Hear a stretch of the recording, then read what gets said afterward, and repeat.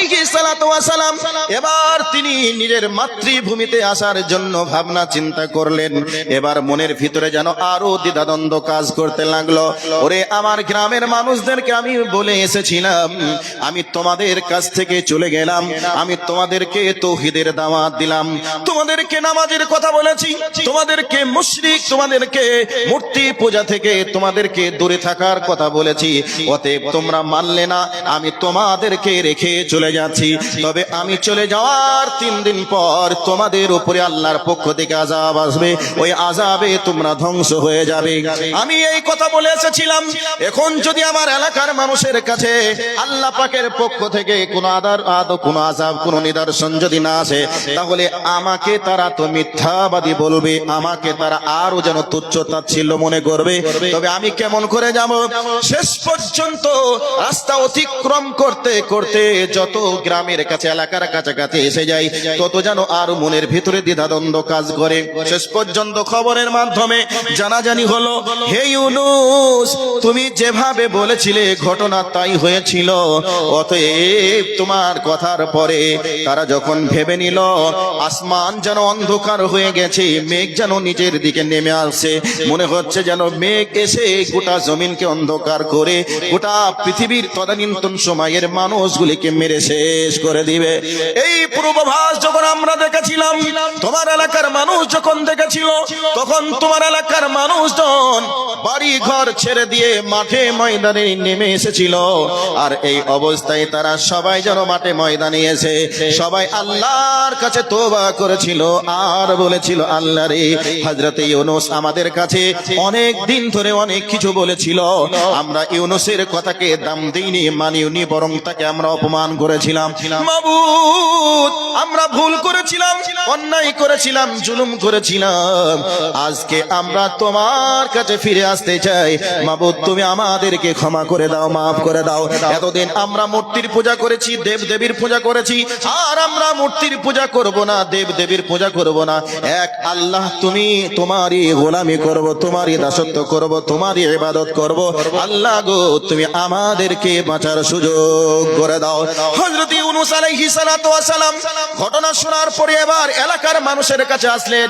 মানুষজন তখন ভেবে নিল, সবাই যেন বলাবলি করতে লাগলো, ইউনূস তুমি যা বলেছিলে ঠিক বলেছিলে, অতএব তোমার কথা যদি শুনতাম তাহলে আমাদেরকে এই দিনটা দেখতে হতো না। অতএব তুমি চলে যাওয়ার পরে আমরা বড় অনুতপ্ত হয়েছিলাম। আজ থেকে তুমি আমাদের অভয়, তুমি আমাদের, আজকে তুমি আমাদের পথ প্রদর্শক, তুমি যে পথে চালাবে আমরা সেই পথে আজ থেকে চলতে থাকবো।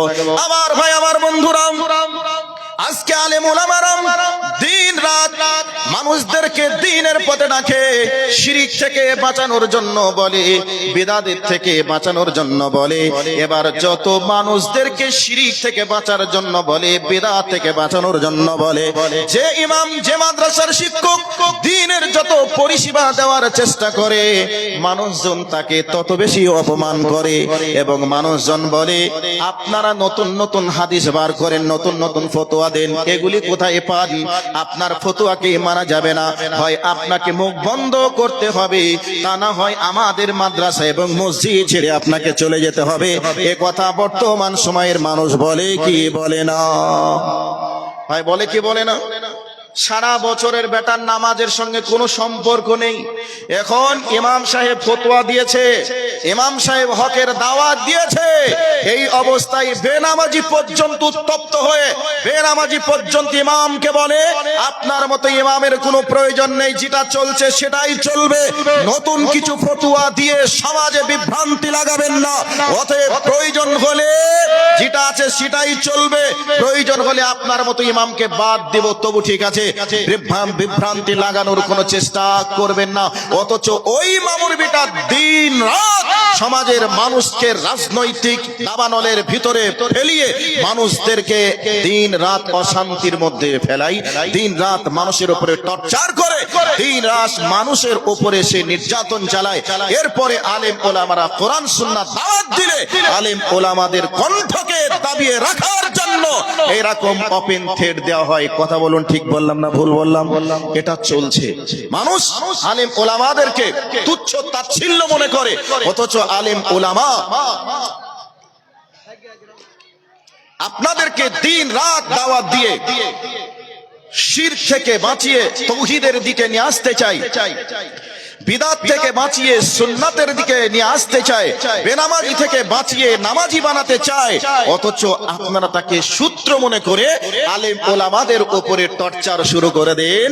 এই টর্চার করাটা কোনো স্বাভাবিক সুস্থ ব্রেনের মানুষের পরিচয় নয়, এটা টাটকা আবু জেহেল মার্কা মানুষের পরিচয় ছাড়া আর কিছু হতে পারে না। সম্মানিত উপস্থিতি, আপনাদেরকে বলছিলাম আমি দুইটি পয়েন্ট এতক্ষণে আপনাদের কাছে একটু হলে দেওয়ার মতো আমি একটু দিতে পেরেছি বা বলতে পেরেছি। এবার আমার মেন প্রেক্ষাপটের দিকে চলে যাওয়ার চেষ্টা করছি। আপনারা একটু ধৈর্যের পরিচয় দিয়ে কথাগুলিকে শ্রবণ করার জন্য আপনারা প্রস্তুতি গ্রহণ করুন। পরিবেশটা একবারে যেন কেমন কেমন মনে হচ্ছে। কাছেই যারা দাঁড়িয়ে আছেন একটু আল্লাহর হস্তে বসে যান, যে সমস্ত ভাইয়েরা দাঁড়িয়ে আছেন বসে যান, রাস্তাঘাটে চলাচল করে পরিবেশটাকে নষ্ট করিয়েন না। আপনারা একটু ধৈর্যের পরিচয় দিয়ে বসার চেষ্টা করুন। তাহলে বর্তমান প্রেক্ষাপটকে সামনে রেখে তদানীন্তন সময়ের প্রেক্ষাপট আমি আপনাদের কাছে একটু বললাম, আশা করি আপনারা বুঝতে পেরেছেন। এবার চলে আসুন, আল্লাহ সুবহানাহু ওয়া তাআলা পৃথিবীর শেষ নবী হিসাবে পৃথিবীর শ্রেষ্ঠ মানুষকে নবীর ডিউটি দায়িত্ব দিয়ে পৃথিবীর বুকে পাঠালেন। তিনি হলেন মুহাম্মদুর রাসূলুল্লাহ সাল্লাল্লাহু আলাইহি ওয়াসাল্লাম। ওনাকে আল্লাহ সুবহানাহু ওয়া তাআলা ওহীর মাধ্যমে জানিয়ে দিলেন, বললেন ওয়া আনজির আশিরাতাকাল আকরাবিন। বিশ্বনবী এই আয়াত আল্লাহ পাকের পক্ষ থেকে যখন পেলেন, এই অবস্থায় মানুষের কাছে দ্বীনের দাওয়াতের জন্য তিনি এবার কাজ করতে শুরু করলেন। এরপরে শুধু তাই নয়, বিশ্বনবী আমার নিজের মেয়ে ফাতেমাকেও পর্যন্ত বলেছিলেন, ফাতেমা তুমি নিজেকে জাহান্নামের আগুন থেকে বাঁচানোর প্রস্তুতি গ্রহণ করো। এই করে করে আল্লাহর নবী দাওয়াত শুরু করে দিলেন। এক পর্যায়ে আল্লাহর নবী নিকটের মানুষগুলিকে কেন্দ্র করে, পাড়া প্রতিবেশীর মানুষকে কেন্দ্র করে এবার তিনি মক্কা একবারে মক্কা মুকাররমা কাবা শরীফের সামনে এক যেই দুইটি পাথরের নাম আপনার পাহাড়ের নাম শুনেছেন, একটার নাম হলো সাফা আর একটার নাম হলো মারওয়া। আল্লাহর নবী তদানীন্তন সময়ের প্রথা রীতিনীতি অনুযায়ী একবারে সাফা পাহাড়ে উঠে এবার ডাক শুরু করে দিলেন, ইয়া সাবাহা ইয়া সাবাহা ইয়া সাবাহা। এটা হলো তদানীন্তন সময়ের বিপদ সংকেত। এবার এই অবস্থায় বিশ্বনবী আমার সাফা পাহাড়ে উঠে যখন এই ডাক শুরু করে দিলেন, মানুষজন তাড়াতাড়ি দ্রুত গতিতে সবাই যেন ওই পাহাড়ের পদদেশে উপস্থিত হয়ে গেল। যারা যেতে পারলো না, পৌঁছাতে পারলো না, তারা যেন আবার প্রতিনিধি পাঠিয়ে দিল, যাও কি হয়েছে একটু দেখে এসো, কি ঘটনা ঘটেছে একটু খবরটা নিয়ে এসো। এবার মানুষজন যখন এসে গেল, মানুষজনের উপস্থিতি দেখে বিশ্বনবী আমার বলছেন, ওগো আমার নিকটের মানুষেরা, ওগো আমার এলাকার মানুষেরা, আমি যদি তোমাদেরকে বলি আমি যে পাহাড়ের উপরে দাঁড়িয়ে আছি, এই পাহাড়ের পিছনে একটা শত্রু দল তোমাদের জন্য ওত পেতে দাঁড়িয়ে আছে অস্ত্র নিয়ে, তোমাদেরকে পেলেই তারা মেরে দেবে, এ কথা যদি আমি বলি তাহলে তোমরা কি এ কথাকে বিশ্বাস করবে কি করবে না? এই কথা যখনই বললেন, মক্কার উপস্থিত মানুষজন সকলে বলল, মুহাম্মদ তুমি জিন্দেগিতে কোনোদিন মিথ্যা কথা বলনি, মুহাম্মদ তুমি কোনোদিন ধোঁকা দাওনি, মুহাম্মদ তুমি যে যদি এ কথা বলো আমরা নিঃসন্দেহে বিশ্বাস করব। আমাদেরকে ধ্বংস করার জন্য বা আক্রমণ করার জন্য একটা গ্রুপ অস্ত্র নিয়ে দাঁড়িয়ে আছে। বিশ্বনবী আমার তাদের স্বীকারোক্তির দিকে লক্ষ্য রেখে বুক ভরা ভালোবাসা নিয়ে এবার তিনি বললেন, ও আমার জনগণ তোমরা শোনো, এপারে দুনিয়া ওপারে আখিরাত, এক্ষুনি মারা যাবে, তোমরা আখিরাতে পদার্পণ করবে। অতএব তোমরা যে দেব দেবীর পূজা করো, যার তোমরা ইবাদত করো, এগুলি তোমাদের দেব দেবী নয়, এগুলি তোমাদের আল্লাহ নয়, আইনদাতা নয়, বিধানদাতা নয়, এগুলির ইবাদত করে তোমরা আল্লাহর কাছে সফল কাম হতে পারবে না। অতএব তোমরা এগুলিকে ছেড়ে দাও আর তোমরা বলো কুলু লা ইলাহা ইল্লাল্লাহ তুফলিহুন। তোমরা বলো লা ইলাহা ইল্লাল্লাহ, আল্লাহ ছাড়া সত্য কোনো ইলাহ নেই, আইনদাতা নেই, বিধানদাতা নেই, রিজিকদাতা নেই, এটা তোমরা বিশ্বাস করো, তাহলে তোমরা সফল কাম হয়ে যাবে, তোমরা পরিত্রাণ পেয়ে যাবে। এবার যেমনি একথা শুনলো, শোনার পরে সর্বপ্রথম যে ব্যক্তি মুখ খুলে কথা বলেছিল তার নাম হলো মিস্টার আবু লাহাব।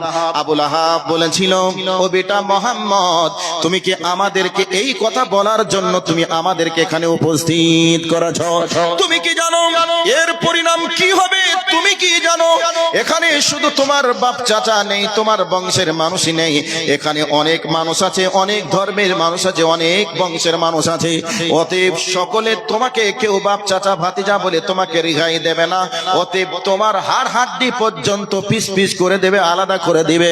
তুমি যে কথা বলছো এ কথা তুমি আমাদেরকে বলে আমাদের বাপ দাদার ধর্মকে বা আমাদেরকে তুমি অপমান করতে চাও। এই অবস্থা যখন শুরু হলো, বিশ্ব নবী আমার বললেন, চাচা যান, আমি বাপ দাদার ধর্মকে কলঙ্কিত করতে চাই না, আমি কেবলমাত্র আপনাদেরকে জাহান্নামের আযাব থেকে বাঁচানোর জন্য এখানে উপস্থিত করেছি। এবার মানুষজন বলতে শুরু করলো, এতদিন আগে শুনতাম ইহুদিরা তিন আল্লাহ বিশ্বাস করে, খ্রিস্টানরা তিন আল্লাহ বিশ্বাস করে, আমরা তো 360 দেব দেবীকে বিশ্বাস করি, রব বলে মানি, অথচ আজকে বলছে এগুলি কেউ নয়, কেবল মাত্র এক আল্লাহ। অতএব এগুলিকে মানা যাবে না। মুহাম্মদ সাল্লাল্লাহু আলাইহি ওয়াসাল্লামকে ওপেন থ্রেট দেওয়া হলো। এই অবস্থায় বলা হলো, মুহাম্মদ, তোমাকে যদি কেউ মারে, তোমাকে যদি কেউ কাটে, আমরা তো তোমার জন্য পাশে দাঁড়িয়ে যুদ্ধ করতে পারবো না, পাশে দাঁড়াতে পারবো না। বিশ্ব নবী আমার সিংহের মতো গর্জন করে বললেন, চাচা, কে আমার পক্ষে যাবে, কে আমার বিপক্ষে যাবে, এটা দেখার নয়, এটা বোঝারও নয়। অতএব আমি সবাইকে জাহান্নামের আগুন থেকে বাঁচানোর জন্য এই জায়গায় উপস্থিত করেছি। এই অবস্থায় আল্লাহর নবীর সঙ্গে আবু লাহাবের তর্ক বিতর্ক শুরু হলো। এক পর্যায়ে আবু লাহাব বিশ্ব নবীর উপরে পাথরের আঘাত করলো, এরপরে বিশ্ব নবীকে অভিশাপ করলো। এবার ঘটনা কি ঘটে গেল এখানে আপনাদের ভাবনা চিন্তা হতে পারে। তাহলে জন্ম থেকে নিয়ে শুরু করে হয়তোবা বিশ্ব নবীর প্রতি আবু লাহাবের একটা শত্রুতা ছিল, রাগ ছিল, এই জন্য বিশ্ব নবীকে আবু লাহাব অপমান করেছিল, আবু লাহাব মেরেছিল, এটা ভাবনা চিন্তা হতে পারে। কিন্তু ঘটনাটা এমন নয়, ঘটনাটাকে আপনাকে একটু স্মরণ করিয়ে দেওয়ার জন্য বলছি।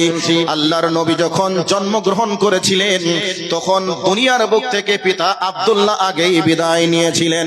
এবার মায়ের গর্ভে যখন ছিলেন সেই সময় আবু লাহাব খুব দুঃখ করত, টেনশন করত, আহারে আমার ভাই আবু লাহাব, আমার ভাই আব্দুল্লাহ দুনিয়া থেকে চলে গেছে, তার স্ত্রী আজকে গর্ভবতী অবস্থায় রয়েছে, অতএব না জানি কি সন্তান হবে, সেই সন্তানটা কোনোদিন আব্বাকে ডাকতে পাবে না, আব্বার আদর যত্ন থেকে বঞ্চিত হয়ে যাবে। এইরকম দ্বিধাদ্বন্দ্ব কাজ করত। এই করে করে বিশ্ব নবী যখন এই পৃথিবীর বুকে জন্ম নিলেন, জন্মের খবরটা যে মেয়েটা দিয়েছিল তার নাম হলো সুয়াইবা। আর ওই সুয়াইবা আবু লাহাবকে এসে বলল, ও আবু লাহাব, আজকে তুমি এখানে বসে আছো, তুমি কি খোঁজ খবর সম্পর্কে জানো? তোমাদের বংশে আজকে নতুন একটা আলোর উদ্ভব হয়েছে। সেই আলোটা হলো তোমার ভাই, তোমার ভাইয়ের স্ত্রী আমিনা গর্ভবতী অবস্থায় ছিল, আজকে তোমার ভাইয়ের স্ত্রী আমিনার গর্ভ থেকে চাঁদের মতো সন্তান জন্মগ্রহণ করেছে। ঘটনা শোনার সাথে সাথে আবু লাহাব বলে দিল, ওই সুয়াইবা, তুমি আজকে আমাকে সর্বপ্রথম আমার ভাতিজা হওয়ার সংবাদটা তুমি দিয়েছো, তোমার মুখের কথা আমার কান শুনেছে, অতএব আমি তোমাকে খুশি হয়ে আজ থেকে আমি তোমাকে স্বাধীন করে দিলাম, তোমাকে পরাধীনতার শিকল থেকে আজকে তোমাকে আমি স্বাধীন জীবন যাপন করার সুযোগ দিয়ে দিলাম। তাহলে নবীজির জন্মতে কত খুশি হয়েছিল। এবার এখান থেকে যারা বেরিলি আছে তারা একটা দলিল নেই, দলিলটা কি? খুশি হয়ে বিশ্ব নবীর জন্মতে আবু লাহাব শুয়াইবাকে আজাদ করেছিল। শুধু তাই নয়, আল্লাহর নবীর জন্মকে কেন্দ্র করে মানুষজনকে মিষ্টান্ন দ্রব্য খাইয়েছিল। এই জন্য জিলাপি খোর যারা আছে তারা নবীর জন্মকে কেন্দ্র করে জিলাপি খাওয়ার ব্যবস্থা করে, ঈদে মিলাদুন নবী তারা পালন করে। কিন্তু আবু জাহেল তৌহিদবাদী ছিল না, আবু লাহাব ছিল একজন মুশরিক। তাহলে মুশরিক যেটা করবে সেটা কি কোনো তৌহিদবাদী মেনে নিতে পারে? এটা দলিল হতে পারে না, দলিল হিসাবে মেনে নেওয়া যায় না। এটা ঘটনা ছেড়ে দিলাম। এবার শুধু তাই নয়, বিশ্ব নবীর সঙ্গে আবু লাহাবের কত সম্পর্ক ভালো ছিল। বিশ্ব নবী নবী হওয়ার পরে, নবী হওয়ার পূর্বে বিশ্ব নবীর দুইটা মেয়ের সঙ্গে আবু লাহাবের দুইটা কন্যা, দুইটা পুত্রের বিবাহ দিয়ে নবীজিকে বিয়ে বানিয়েছিল। তবে কখন